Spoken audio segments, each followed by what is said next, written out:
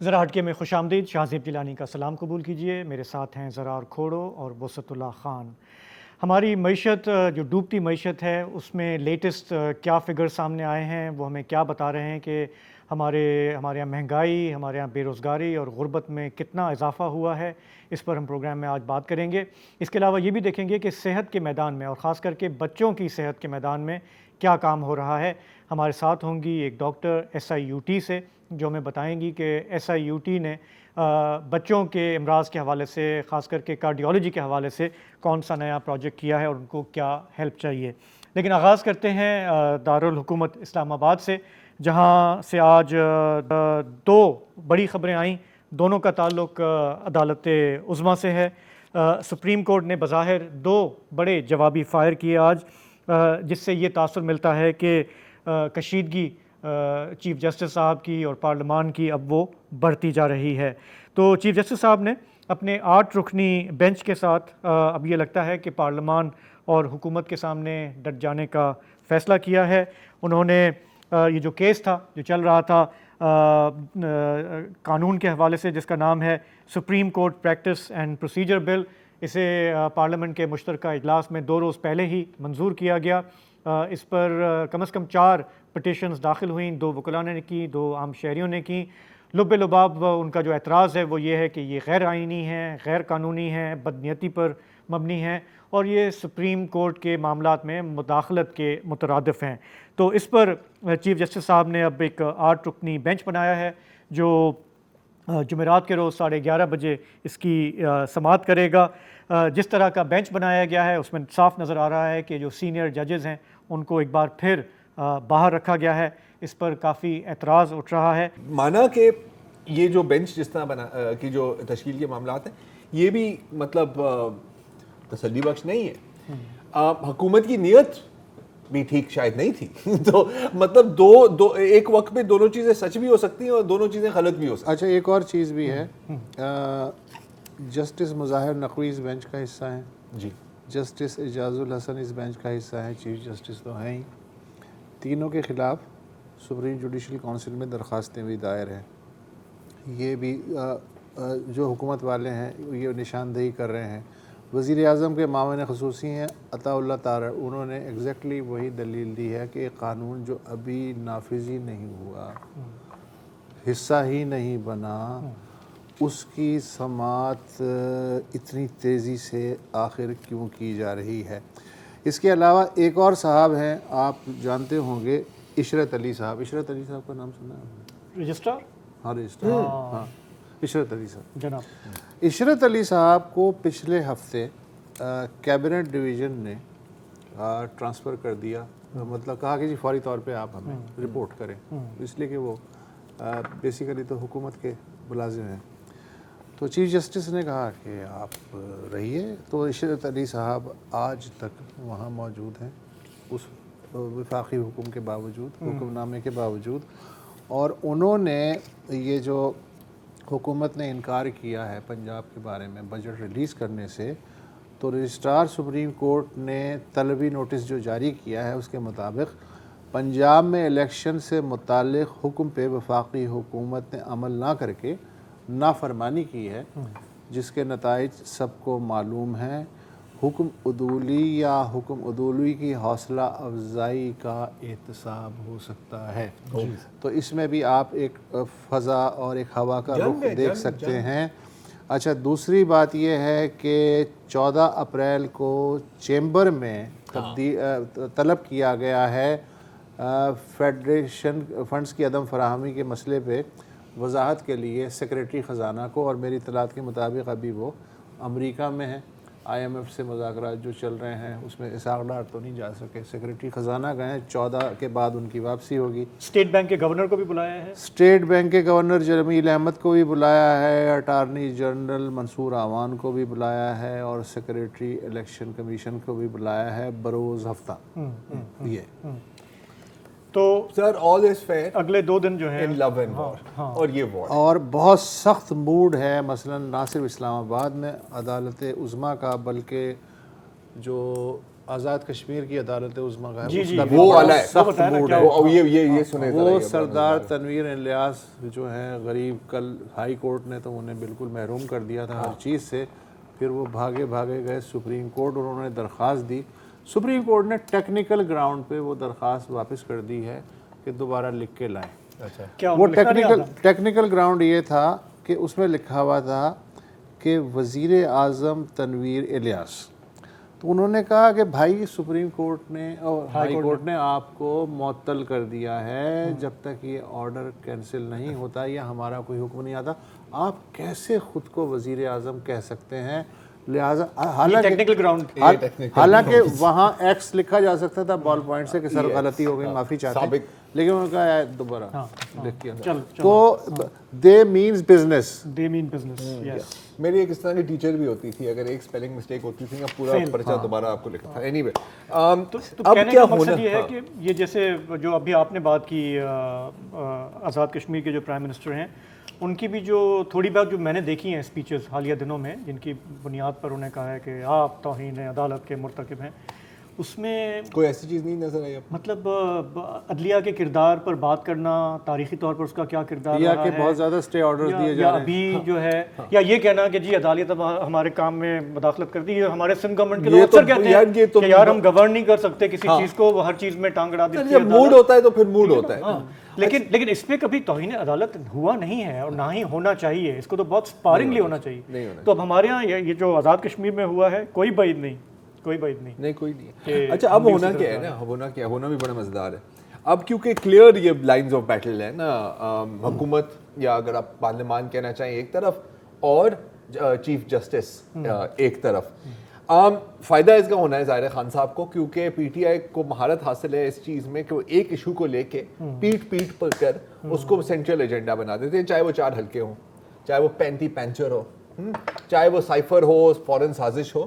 اب آپ دیکھیں گے لائرز موومنٹ 2.0، پتہ نہیں یار، ابھی تو مجھے لگ رہا ہے ملک کا تو کباڑا ہو رہا ہے، پتہ وہ نہیں ایک الگ بات کسی ہے، پولیٹیشین کا اگر فائدہ ہو جاتا ہے اس میں تو وہ دیکھیں گے کہ نہیں، میں کہہ رہا ہوں کہ اس ان وقت کا یہ جہاں پہ فائدہ کھڑے ہیں سر، فائدہ اس کا یہ ہے کہ ان کو اب ایک نیا ریلینگ پوائنٹ مل گیا ہے نا، چلیں لائرز وہ موومنٹ کچھ نہ کچھ نکال ہی لائیں گے، بالکل نکال لائیں گے۔ ایک چھوٹا سا بریک لیتے ہیں، پھر بات کرتے ہیں کہ معیشت میں ہم کہاں کھڑے ہیں، کتنا ہم ڈوب رہے ہیں، سب کو پتہ ہے یار کہاں کو پتہ ہے یار کیوں سوال، اس پہ تھوڑا سا ہم اور بات کر لیں گے۔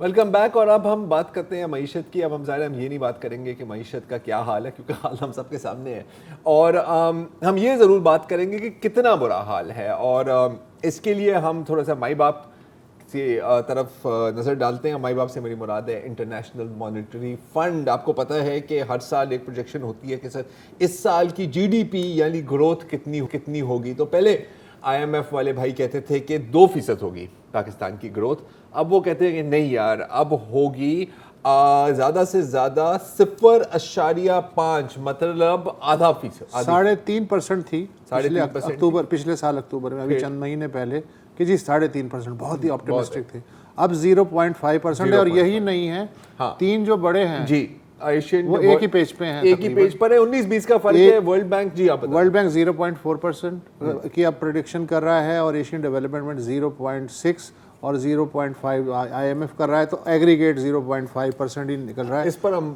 ڈن کرتے ہیں۔ اسی طرح انفلیشن کا بھی آلموسٹ آئیڈینٹیکل ہے، تینوں کا جو انالیسز ہے، اے ڈی بی جو ہے اس کے لحاظ سے 27.5% ہے، آئی ایم ایف کہہ رہا ہے 27% ہے، اور ورلڈ بینک کہہ رہا ہے 30% انفلیشن ریٹ۔ اچھا، اور اس کے ساتھ ساتھ جو ایک اور خوشخبری یہ ہے کہ ہماری جو برتھ ریٹ ہے اور پاپولیشن گروتھ ریٹ ہے وہ بڑھتی جا رہی ہے، تو اصل میں یہ جو 0.5% ہے اس کو آپ -2 -3 بھی کر سکتے ہیں، جس حساب سے ہم بچے پیدا کر رہے ہیں، 2% ہے جی۔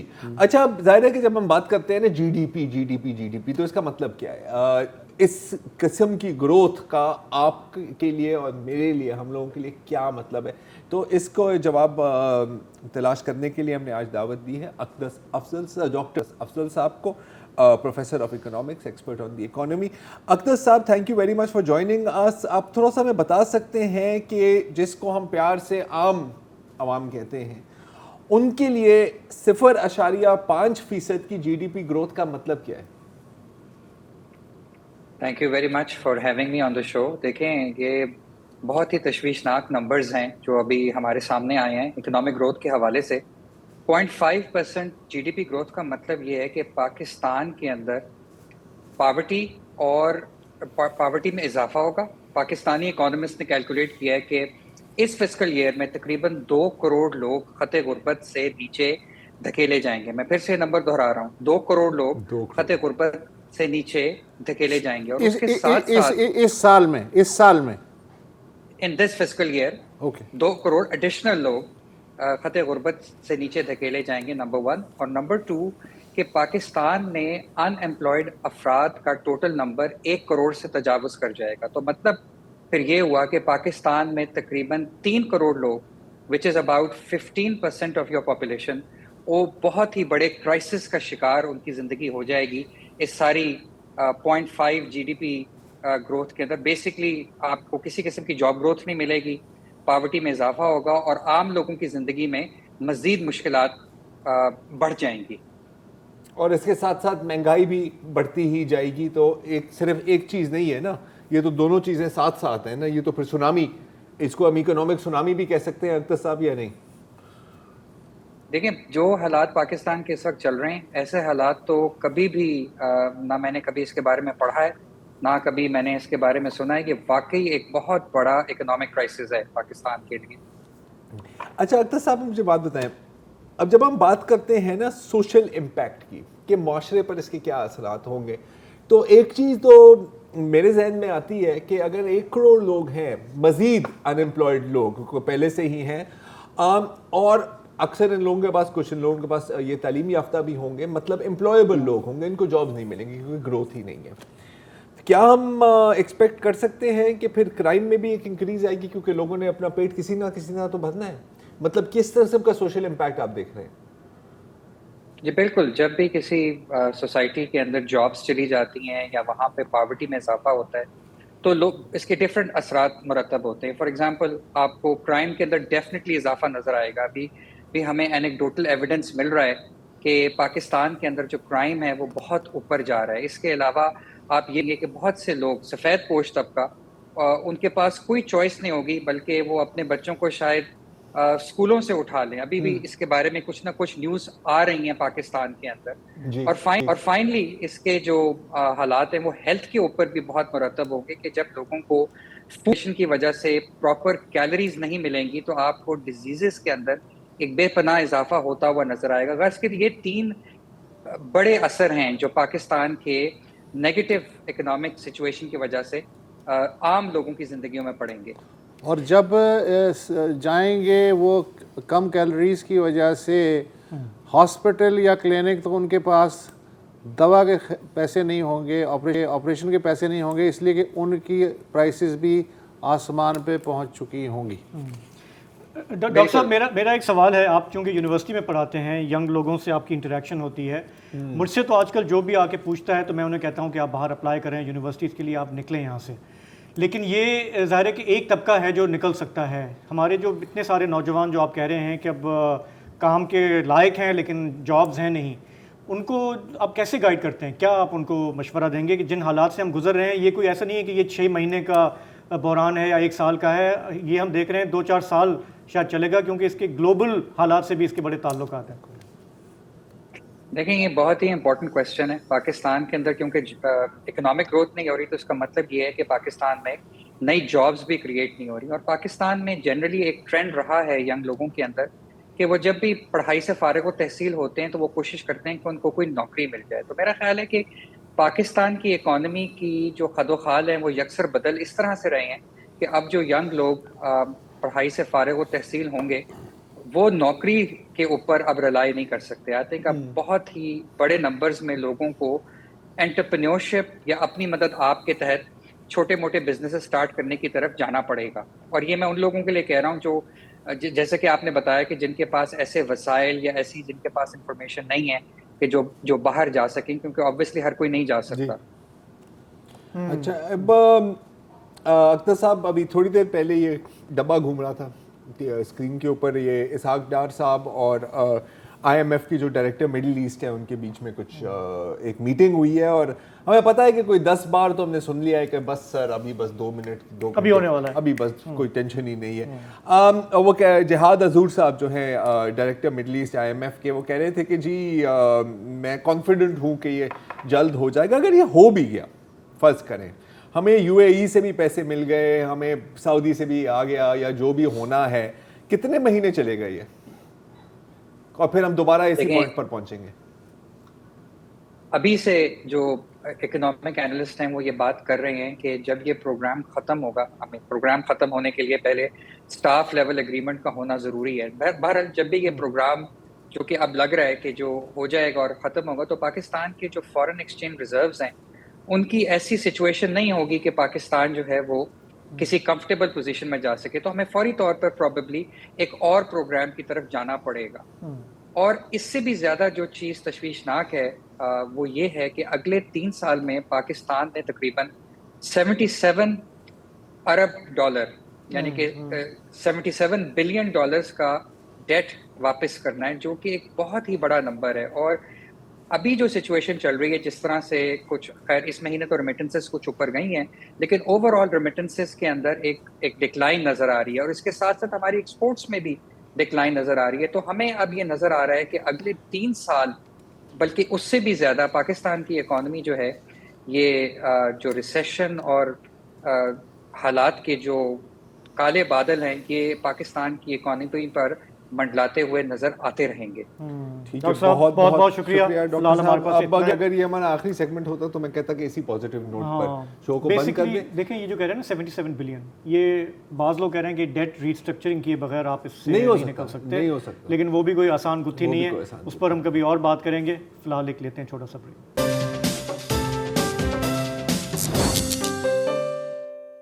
معجزے کتابوں میں ہی نہیں ہوتے, قصوں کہانیوں میں نہیں ہوتے, ہمارے سامنے جیتے جاگتے معجزے بھی ہوتے ہیں. کم از کم میرے سامنے ایک معجزہ وقوع پذیر ہوا.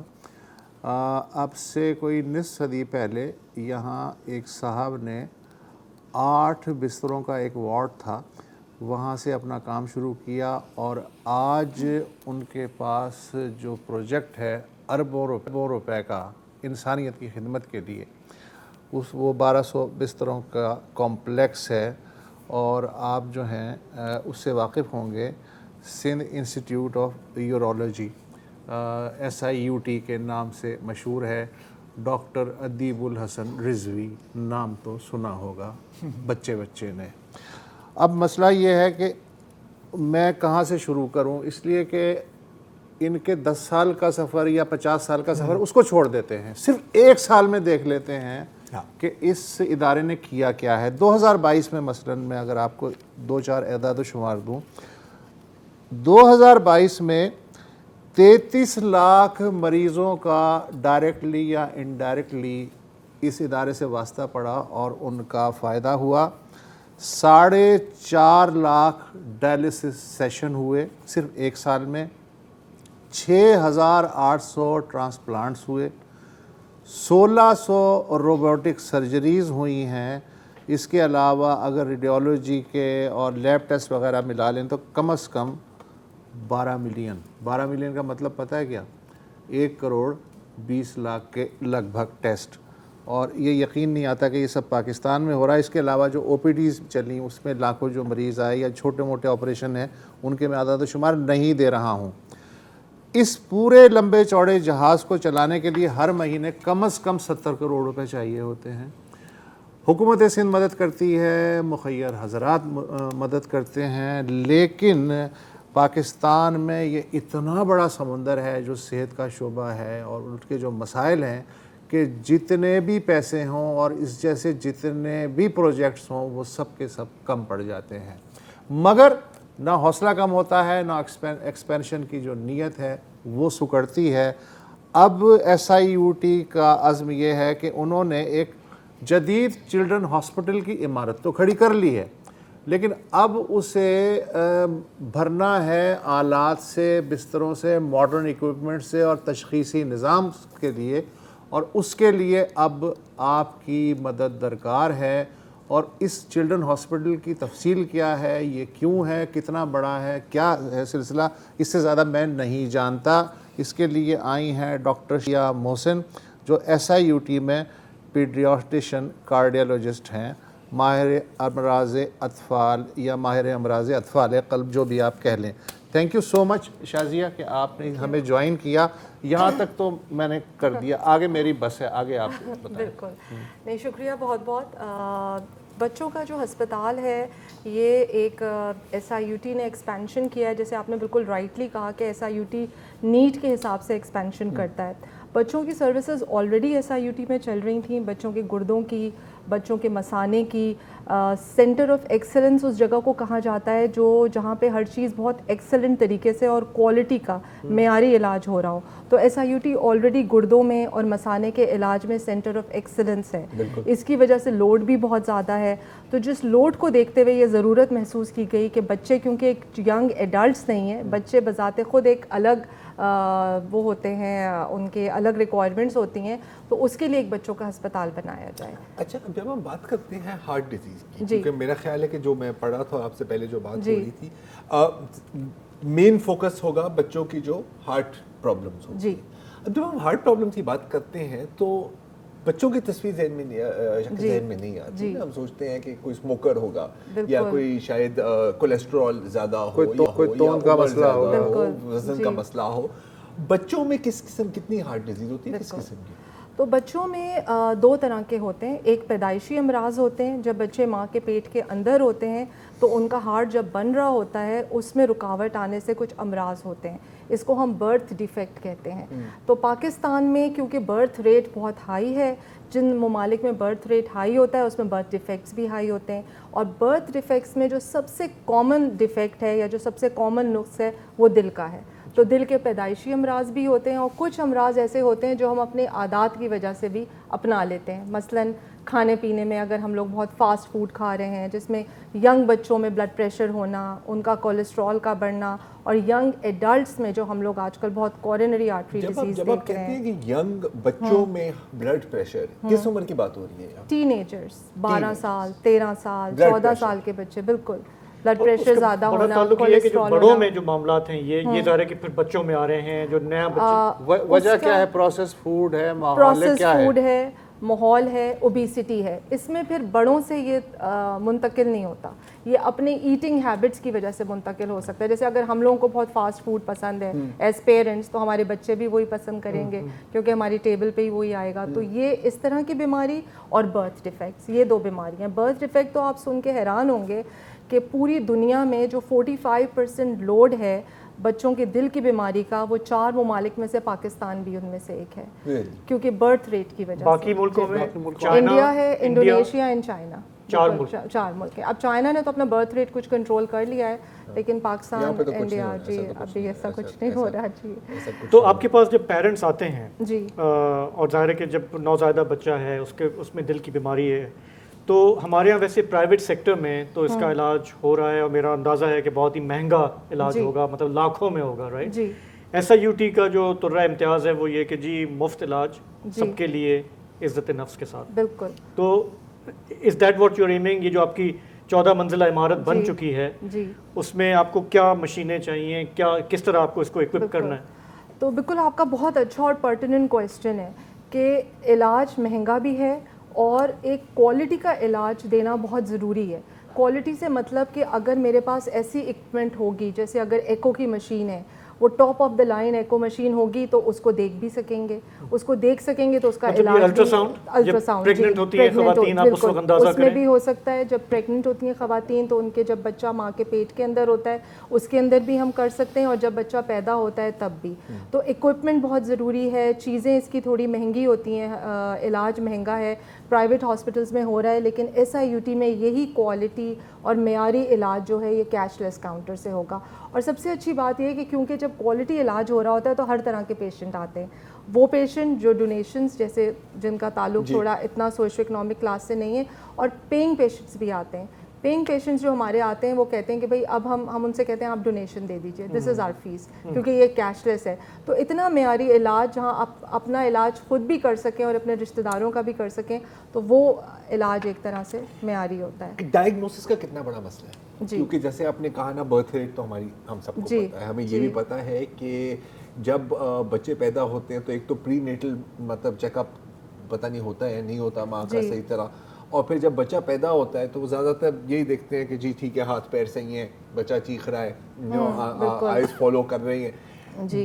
डायग्नोसिस तो मेरा ख्याल है होता ही नहीं है ना। अगर कोई बच्चा पैदा भी हुआ कंजेनिटल हार्ट डिजीज के साथ तो अक्सर तो पता ही नहीं लगता किसी को, बिल्कुल बिल्कुल, किसी को तसव्वुर भी नहीं होता, तसव्वुर भी नहीं होता बिल्कुल, क्योंकि नॉलेज नहीं है, ट्रेनिंग नहीं है। तो कुछ अलामात होती हैं, उन अलामात को देखते हुए, जैसे अगर बच्चे पैदा हुए नहीं पता चला, अगर वो बार बार उनको सीने का इन्फेक्शन हो रहा है, बार बार निमोनिया हो रहा है, वो दाखिल हो रहे हैं, उनका वज़न नहीं बढ़ रहा है, या नीलेपन की बीमारी है। नीलापन भी एक्चुअली इतना पता नहीं चलता, क्योंकि हम लोगों के स्किन कलर ऐसे होते हैं कि पता नहीं चलता जब तक कि वो बहुत ही ज़्यादा नीला हो जाए।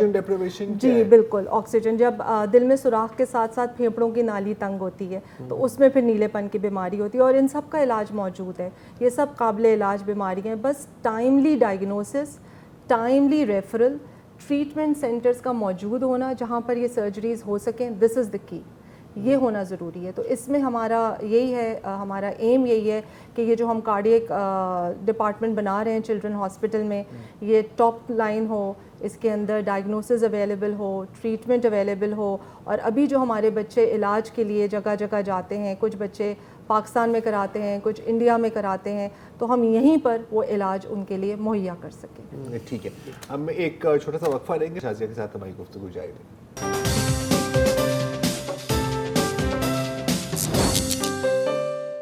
वेलकम बैक जी। हम बात कर रहे हैं डॉक्टर शाजिया मोहसिन से SIUT के नए प्रोजेक्ट चिल्ड्रंस हॉस्पिटल के बारे में, जिसकी इमारत तैयार है और बस अब आपकी ज़रूरत है हमें। डॉक्टर साहिबा, आपने बात की कि ज़ाहिर इक्विपमेंट तो चाहिए, लेकिन इक्विपमेंट के साथ साथ मैन पावर भी तो चाहिए होती है, बिल्कुल जी। क्योंकि और मैं बात कर रहा हूँ, मैं डॉक्टर्स की बात नहीं कर रहा, अब मैं बात कर रहा हूँ सपोर्ट स्टाफ की, रेडियोलॉजी को देखने वाले या जो असिस्टेंट होते हैं डायलिसिस में या मुख्तलिफ चीज़ें, और कितना टैलेंट पूल है। और मेरा ख्याल है कि आपने इस खला को पुर करने के लिए भी कोई प्रोजेक्ट स्टार्ट किया। बिल्कुल, ये बहुत आपने पर्टिनेंट क्वेश्चन पूछा है, क्योंकि ह्यूमन रिसोर्स भी चाहिए जिसके अंदर उनको आता हो, क्योंकि ये एक सुपर स्पेशलाइज्ड चीज़ है। बच्चों का एको करना बड़ों के एको से बिल्कुल मुख्तलिफ है, क्योंकि उनकी बीमारी मुख्तलिफ है।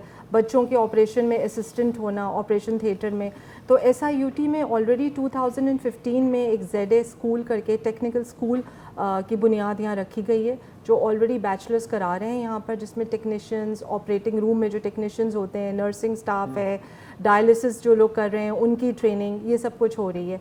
हमने भी यहाँ पर अपने जो हैं एको की ट्रेनिंग शुरू करा दी है, हमारे 2 ट्रेनीज़ अभी आ गए हैं, और हमारा आगे यही है कि हम कम्युनिटी को एम्पावर करें, कि हम कम्युनिटी में सिखाएं। एक प्रोजेक्ट अभी और हमने SIUT में शुरू किया है, जिसमें हम लोग एक कम्युनिटी में जाकर जो वैक्सीनेटर्स हैं, जो बच्चों को वैक्सीन करते हैं, उनको हमने सिखाया है कि बच्चों के बर्थ डिफेक्ट्स को किस तरह देखा जाता है। उनको पल्स उसी वक्त वो देख लें, उनको पल्स ऑक्सीजन सैचुरेशन लेने बताया है। एक एल्बम बना के उनको दिया है, जिसमें एक नीले बच्चे की तस्वीर, एक बच्चे जिसके पाँव टेढ़े हैं उसकी तस्वीर, अगर तालू में सुराख है उसकी तस्वीर, तो वो देखकर उसको पिक करके और फिर रेफ़र करें। और एक पाथवे बनाया है, क्योंकि पिक तो वो कर लेंगे, फिर भेजेंगे फिर आगे बिल्कुल आगे क्या करेंगे, तो वो भी एक बनाया है। तो ये भी हम कोशिश कर रहे हैं SIUT के प्लेटफॉर्म से। मुश्किल काम है ना कि पूरी सब कुछ सारी पूरी मतलब जो सर्कल है वो आपको एक वक्त पे चाहिए। बिल्कुल, मतलब बिल्डिंग तो है, इक्विपमेंट चाहिए, और उसके साथ जो स्टाफ है अगर वो नहीं है तो फिर तो काम नहीं चलेगा। और इक्विपमेंट बहुत इंपॉर्टेंट है, क्योंकि इक्विपमेंट अगर अच्छी इक्विपमेंट नहीं होगी तो पेशेंट केयर मुतासर होगी, पेशेंट आउटकम मुतासर होंगे। हम सर्जरी तो कर देंगे, हम एको तो कर लेंगे, लेकिन उसके रिजल्ट्स क्या होंगे? अगर हमारे पास अच्छी इक्विपमेंट है, हमारा स्टाफ यानी वो ट्रेंड है, सही है, तो ही तो हमारे आउटकम्स अच्छे होंगे। तो हमने सिर्फ ऑपरेशन करना नहीं है, उसको अच्छे आउटकम्स के साथ भी करना है ताकि उनका सर्वाइवल तो हो सके। एक ये भी इम्पॉर्टेंट बात है कि SIUT जो है वो है तो कराची में है या सिंध में है जी, और एक्सपैंड भी हुआ है, सखर में है, कोरंगी में भी एक अस्पताल है, लेकिन यहाँ पूरे पाकिस्तान से लोग आते हैं। बिल्कुल, बिल्कुल, मतलब गिलगित से लेकर कश्मीर से लेकर, बिल्कुल। जब भी हम वहाँ गए हैं, दीप रिजवी साहब से मुलाकात हुई है, तो ये बहुत ही एक यूनिक है इस तरह से کہ ہمارے ویسے اور بھی امدادی ادارے ہیں جو کام کر رہے ہیں. گمبٹ انڈس میں ہے اسپتال جیسے. کافی حالیہ برسوں میں کافی ابھر کے سامنے آیا ہے, اور سندھ گورنمنٹ بڑھ چڑھ کے ان کی بھی امداد کر رہی ہے. لیکن یہ بتائیں کہ اب آپ کو اس چلڈرن ہاسپٹل کے لیے کتنا پیسہ درکار ہے؟ بالکل. اب جیسے آپ نے دیکھا کہ بلڈنگ تو ہماری کھڑی ہو گئی ہے, اب اس کو ہم نے اکوپ کرنا ہے. تو ابھی جو ہم لوگ اپنی کیمپین کر رہے ہیں اس میں 2.5 ملین یا آپ کہہ لیں کہ $9 ملین کے قریب ہمیں چاہیے. 2.5 ارب روپے یا لگ بھگ 9 ملین 10 ملین کے قریب ڈالرز کے قریب چاہیے. تو یہ چاہیے ہمیں اس کو چلانے کے لیے, اکوپ کرنے کے لیے. اور پھر ہمیں یقین ہے کہ جیسے ہی ہم اس کے دروازے کھولیں گے تو پیشنٹ آئیں گے, تو ہمیں ظاہری بات ہے اس کو چلانے کے لیے بھی پھر کیا ٹارگٹ ہے, کب تک آپ اس کو کھول سکتے ہیں؟ ہمارا پلان یہ ہے کہ اس سال کے انشاءاللہ تعالیٰ آخر میں, یعنی سپٹمبر اکتوبر میں ہم کھول دیں گے انشاءاللہ تعالیٰ. آمین. بالکل. تو ہماری سب سے یہی اپیل ہے کہ جو پروگرام دیکھ رہے ہیں کہ آپ دل کھول کر بڑھ چڑھ کر اس میں حصہ لیں. SIUT سے ویسے رابطہ کرنا اتنا مشکل نہیں ہے, آپ گوگل کر سکتے ہیں, لیکن ہم بھی آپ کو اس کا بتا رہے ہیں کہ کس طرح سے رابطہ ہو سکتا ہے. تو نہیں, اب اس میں ایک سوال یہ ہے کہ ابھی تو چلے یہ انڈر انشاءاللہ یہ سال آپریشن میں آئے گا. اگر اس وقت کوئی سن رہے ہیں اور وہ یہ جاننا چاہ رہے ہیں کہ ان کا جو بچہ اب جو ابھی پیدا ہوا ہے یا شاید اس کی کم عمر ہے, یہ جن امراض کی آپ بات کر رہے ہیں ان کی کیسے شناخت کی جائے, تو وہ کیا کہاں جانا چاہیے؟ ابھی ہم نے اپنی سروسز آلریڈی شروع کر دی ہیں. آن لائن سروسز میں نہیں, ہم نے ابھی آن لائن ابھی ہم نے ٹیلی میڈیسن نہیں کیا ہے, لیکن فزیکل سروسز ہم نے شروع کر دی ہیں. کارڈیالوجی کی, گردوں کی تو آلریڈی چل رہی ہیں, تو کارڈیالوجی کی ہم نے ایگزسٹنگ بلڈنگ میں سروسز شروع کر دی ہیں. ہم ماں کے پیٹ کے اندر بچوں کا ایکو کر رہے ہیں, جس کو فیٹل ایکو کرتے ہیں. ہماری آؤٹ پیشنٹ سروسز شروع ہو گئی ہیں. ہمارے ٹرانس تھوریسک ایکوز, جس میں الٹرا ساؤنڈ بچوں کے دل کے, بڑوں کے دل کے, جن کو بچپن سے دل کا مرض تھا, یہ سب ہماری سروسز شروع ہو گئی ہیں. اور اینجیوگرافی کے ذریعے دل کے سوراخ بند کرنے کی بھی سروسز شروع ہو گئی ہیں ایز اے ڈے کیئر. صبح میں ہم پیشنٹ کو ایڈمٹ کرتے ہیں, ان کے سوراخ کو بند کرتے ہیں, اور شام میں ان کو ڈسچارج کرتے ہیں. یہ آپریشن آپ خود بھی کرتی ہیں؟ جی کرتے ہیں. اچھا, یہ بڑی ہمت چاہیے بچوں کو آپریٹ کرنا اس طرح سے. پیرنٹس باہر پریشان ہیں, تڑپ رہے ہیں, اور وہ آپ کو دیکھ رہے ہیں کہ آپ بچے کی زندگی بچائیں گے نہیں بچائیں گے.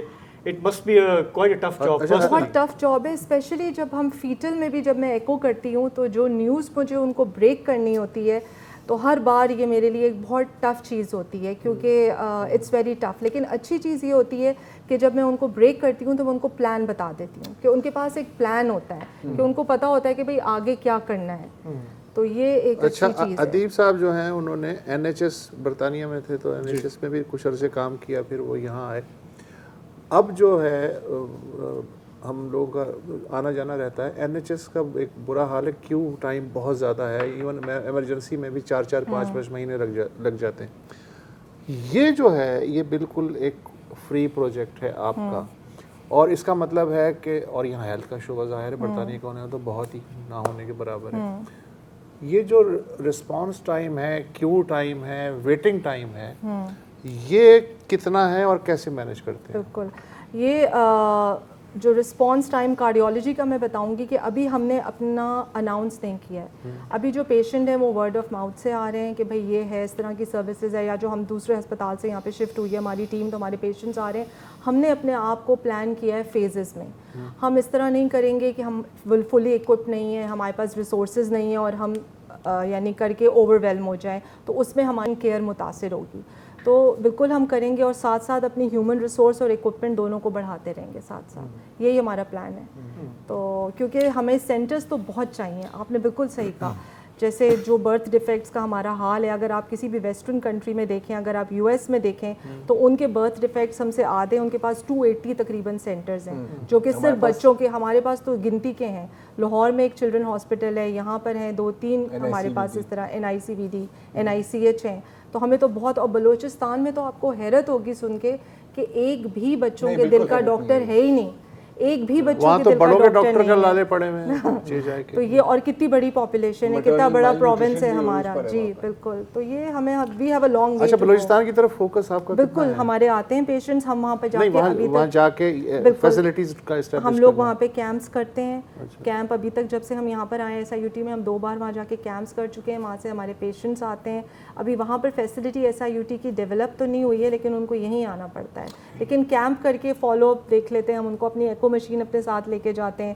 وہاں کے جو لوکل بچوں کے ڈاکٹر ہیں ان کے ساتھ ہم نے لائزون کیا ہوا ہے, تو واٹس ایپ زندہ باد وہ اس پہ تھوڑے پیشنٹ مینیج ہو جاتے ہیں, ٹیلی میڈیسن جیسے آپ کہہ رہے تھے. ڈاکٹر صاحبہ چیلنجز اتنے ہیں جو آپ نے اسکیل بتائی ہے جی مسئلے کا, وسائل محدود ہیں جی. ہاں, یہ کیسے ہوتا ہے کہ آپ اور آپ کے جو باقی جو ڈاکٹرز ہیں وہ ہمت نہیں آتے؟ بس ہم ڈاکٹر ادیب کو دیکھتے ہیں, ان کا ویژن دیکھتے ہیں, ان کی جرنی دیکھتے ہیں. جس شخص نے سنگل ہینڈڈلی 8 بیڈ کے ہسپتال سے پیشنٹ کی نیڈز کو دیکھتے ہوئے ایکسپینڈ کیا, وہ ہمیں ہمت دلاتا ہے. ورنہ بہت آسان ہے نا ڈاکٹرز کے لیے, پرائیوٹ ہاسپٹلس میں جائیں, لاکھوں کروڑوں بنائیں, کیا ضرورت ہے ادھر روز یہ کرنے کی. اینڈ آئی ایم شیور کہ آپ نے بھی یہ چوائس کی ہے نا کہ آپ کہیں اور کام کر سکتی ہیں, آپ بگلے گاڑیاں بنا سکتے ہیں, بٹ یو آر چوزنگ کہ آپ نے اس سیکٹر میں کام کرنا ہے. جس کو یہ مزہ پڑ جائے وہ کسی بھی اور ادارے میں مس فٹ ہی ہے, فٹ ہو ہی نہیں سکتا. ادیب صاحب یہی کہتے ہیں نا کہ جو طب کی روح تھی اس سے وہ اس لیے مایوس ہوئے کہ یہ پرائیویٹ سیکٹر میں جب چلا گیا اور گورنمنٹ نے اپنی ذمہ داری نہ لی تو تبھی جو ہے وہ افیکٹ ہوئی ہے. ڈاکٹر صاحب آپ کا بہت بہت شکریہ. انفارچونیٹلی ہمارے پاس ٹائم کم ہے, آپ سے ہم مزید بھی گفتگو کرتے ہیں, لیکن best of luck and I hope کہ لوگ کنٹریبیوٹ کریں گے. آج ہمیں یہیں اجازت دیجیے. خدا حافظ. شب بخیر.